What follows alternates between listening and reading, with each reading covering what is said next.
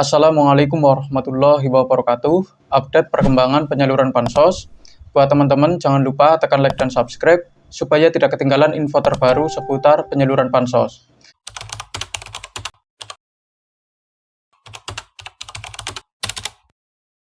Nah, oke, kita langsung saja ke informasi yang pertama. Ini mengenai Bansos PIP ya, program Indonesia Pintar. Untuk saat ini ya, statusnya sedang dalam tahap penyaluran ya. Untuk jenjang TK, SD, SMP hingga SMA sederajat. Jadi buat para KPM ya yang sekarang sedang menunggu, ini ada kabar baik terkait penyaluran untuk Bansos PIP-nya. Karena untuk saat ini statusnya masih dalam tahap penyaluran ya. Terus berikutnya ini juga ada laporan ya mengenai pencairan untuk Bansos YAPI ya, atensi yatim piatu. Untuk saat ini statusnya sedang disalurkan secara bertahap dan di setiap daerah itu pencairannya berbeda-beda. Ada yang sudah cair, ada juga yang masih belum. Ini tergantung kesiapan data dari pemerintah. Jadi kita tunggu saja ya. Siapa tahu nanti ada kabar baik terkait penyalurannya, entah di minggu depan atau di hari-hari berikutnya ya. Jadi untuk saat ini memang masih dalam tahap penyaluran untuk Bansos YAPI ya. Jadi yang tadi itu PIP, terus yang kedua YAPI, dan yang ketiga ini ada laporan mengenai Bansos beras dan minyak goreng ya. Penyaluran masih berjalan di beberapa daerah meski seharusnya dilakukan pada masa Ramadan ya, walaupun sudah lalu ya, sudah terlewat ya. Tapi untuk saat ini masih dalam tahap penyaluran, masih disalurkan ya. Dan batas akhirnya itu akhir bulan nanti. Jadi ini ada kabar baik ya, yang sekarang sedang menunggu Bansos beras 20 kg dan minyak goreng 4 liter untuk alokasi 2 bulan yang sekarang masih belum cair. Ini statusnya masih dalam tahap penyaluran ya. Kenapa sampai sekarang masih belum cair? Itu dikarenakan ada kendala di distribusi ya. Penyalurannya itu bermasalah. Jadi kita tunggu saja, siapa tahu nanti ada kabar baik ya terkait penyaluran Bansos beras 20 kg sama minyak goreng 4 liter untuk alokasi 2 bulan ya. Terus berikutnya ini mengenai update status penyaluran Bansos PKH tahap 2 dan BPNT tahap 2 ya. Ini di Sikenji ya. Untuk bank penyalur yang sudah SI, baik PKH maupun BPNT itu baru BSI ya. Jadi buat para KPM yang menggunakan kartu KKS Bank BSI, ini silakan dicek ya. Memang ada yang baru SPM, tapi ada juga yang sudah SI. Terutama bagi KPM yang berada di Aceh ya. Dan di Aceh sendiri juga masih belum rata, jadi ada yang masih menunggu ya untuk pencairannya. Jadi silakan dicek ya bagi KPM yang statusnya sudah SI, dan bagi yang belum SI itu harap bersabar ya untuk Bansos PKH tahap 2-nya ya. Terutama untuk bank penyalur BRI, BNI sama Bank Mandiri untuk sekarang memang statusnya baru SPM. Tapi tidak ada salahnya bagi teman-teman yang sekarang punya mobile banking, itu silakan dicek saja ya. Siapa tahu sudah ada saldo yang masuk ya. Karena dari pendamping sendiri itu hanya bisa menyarankan apabila statusnya sudah SI. Tetapi kalau belum SI ya pendamping tidak berani menyarankan ya. Takutnya nanti pas dicek itu saldonya belum masuk, nanti KPM kecewa ya. Terus buat para KPM yang tidak punya mobile banking itu juga lebih baik menunggu informasi resmi dari pendamping masing-masing maupun perangkat desa yang ada di kantor kelurahan setempat ya. Supaya nanti pas ngecek itu tidak kecewa karena saldonya belum ada.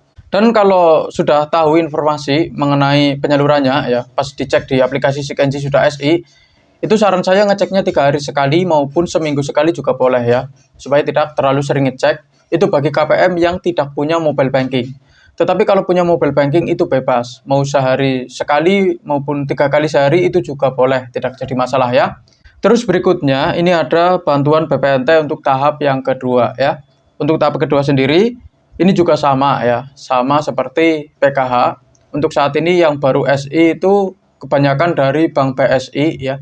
Untuk bank penyalur yang lain BNI, BRI sama Mandiri sementara ini masih susul-susulan ya, baru SPM.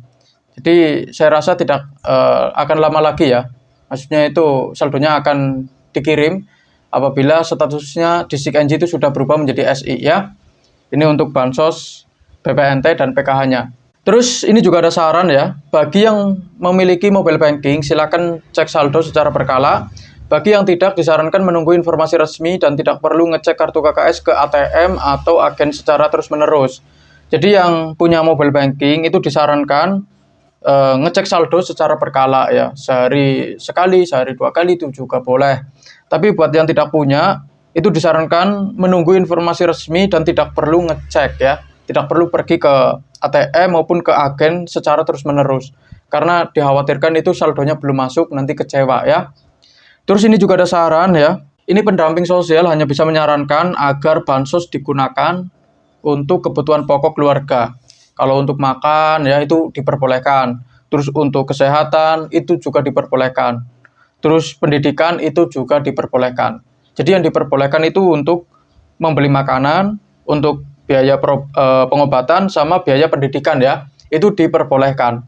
Tetapi kalau dana bansos digunakan untuk hal yang lain, contohnya untuk membayar hutang pinjol ya, pinjaman online, itu dilarang ya.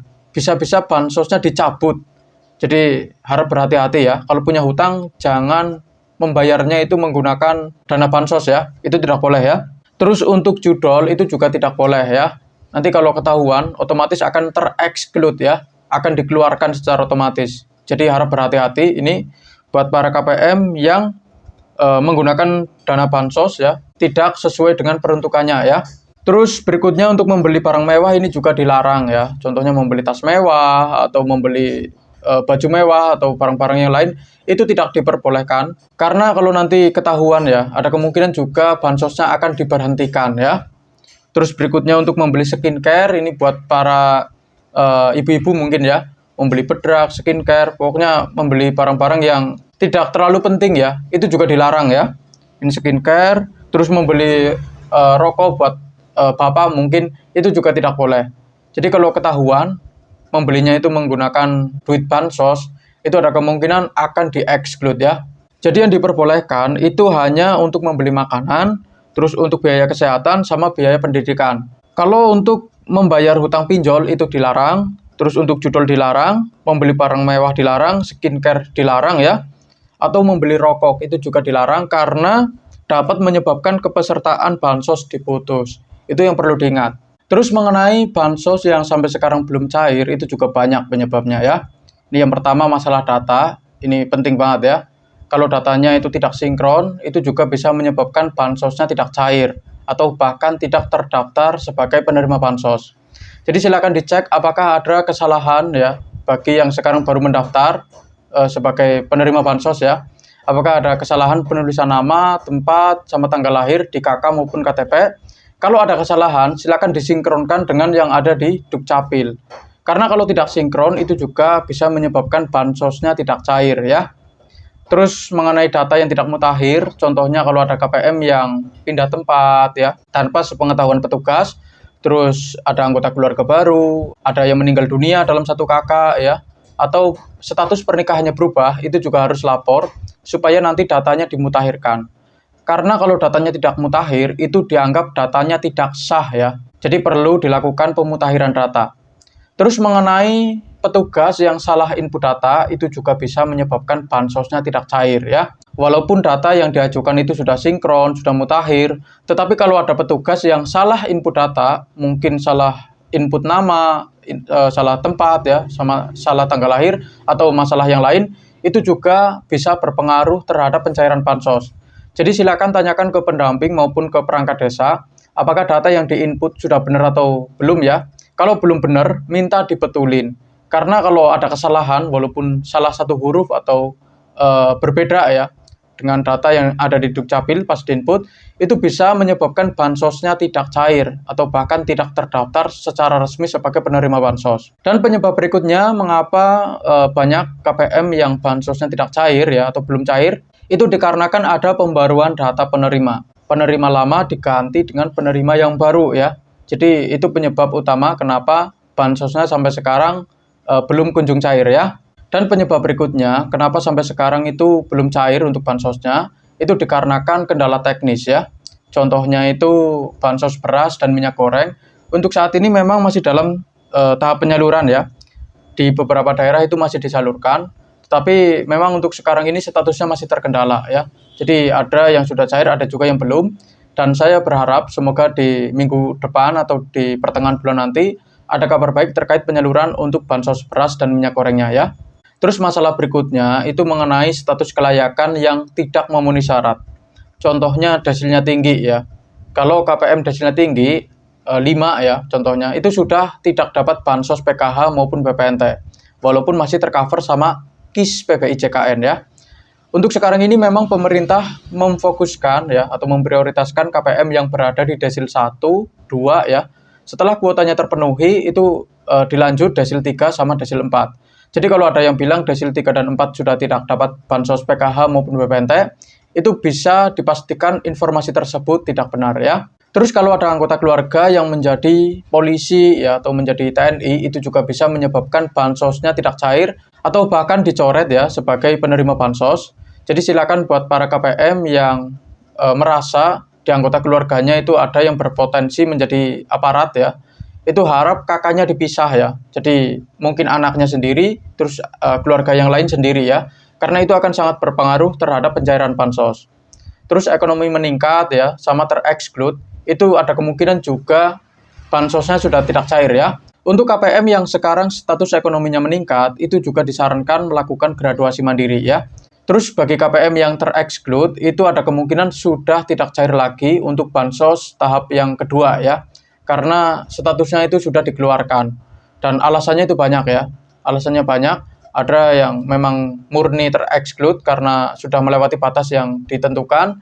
Atau ada masalah yang lain ya. Terindikasi cudol atau penyalahgunaan bansos. Itu juga macam-macam ya masalahnya ya.